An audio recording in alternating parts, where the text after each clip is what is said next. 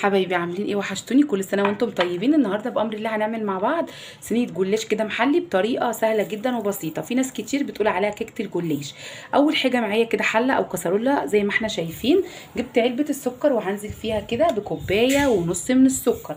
انا دلوقتي بعمل ايه؟ بحضر الشربات بتاعي. كوبايه كده ونص من السكر، بنفس كوبايه السكر بنفس المعيار هبتدي اضيف كوبايه من الميه. هاخد بقى السكر والميه وارفعهم على النار.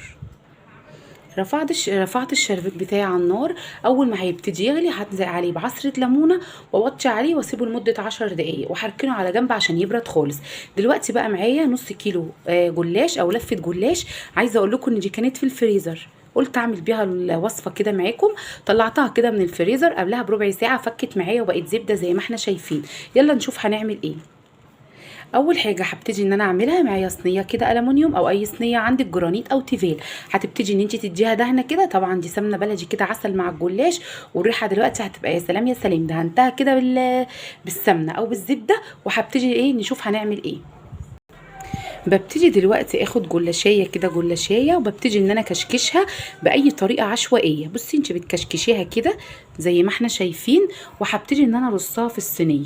بكشكش الجلاش وارصه كده في الصينيه زي ما احنا شايفين باي طريقه. لو الجلاش بقى عندك في الفريزر مقطع او بقاله فتره في الفريزر او كده، ما تقلقيش خالص لان انت كده كده هتكشكشيه. كشكشت الجلاش بالطريقه دي، ويفضل ان الصينيه تكون كده مقاس 20 على قد نص كيلو الجلاش، عشان انا دلوقتي بعمل كيكه الجلاش تبقى قد بعض كده زي ما احنا شايفين. كشكشته بطريقه عشوائيه حتى لو هو مفرول معاكي، او انا الجلاش ده عندي من رمضان. حتى لو هو مثلا كده في بعضه وماسك في بعضه او بقاله فتره في الفريزر او بايش او دايب معاكي، مش هيبان خالص. وهنشوفه دلوقتي مع بعض. يلا بينا ندخل على الخطوه الثانيه ونشوف هنعمل ايه. هنعمل احلى تشريبه مع بعض. ودلوقتي هجهز التشريبه اللي انا هشرب بيها صينيه الجلاش بتاعتي او صينيه الكيكه بتاعتي.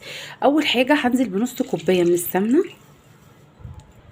عليها نص كوبايه من السكر، عليها كوبايه ونص من الحليب.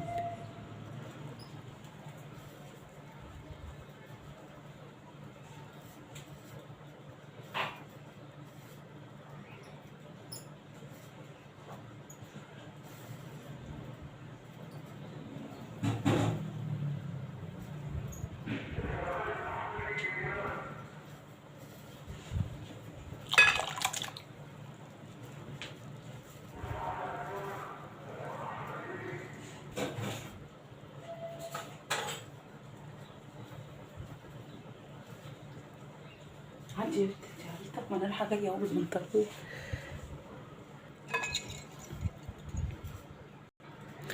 هنزل دلوقتي برشه من الملح، معلقه كبيره من الباكنج باودر. هو الكيس كده كنت اخده منه شويه واتبقى كده معلقه كبيره.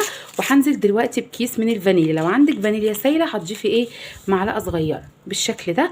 وهبتدي بقى ان انا اقلب كده واخلط المكونات كلها في بعضها هنا بالمضرب اليدوي عادي كده، وبشتغل وبخلط الخليط لحد ما اتاكد ان السكر داب. وممكن استبدل طبعا المضرب، ممكن احط كل المكونات دي في الخلاط واضربها كده في الخلاط بالشكل ده. ودلوقتي معايا بيضتين حمر.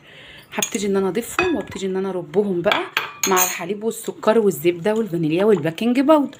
هبتدي ان انا ادوبهم كده واتاكد ان هم دابوا خالص. قلبت بقى ربيت البيض كده مع الخليط بالشكل ده.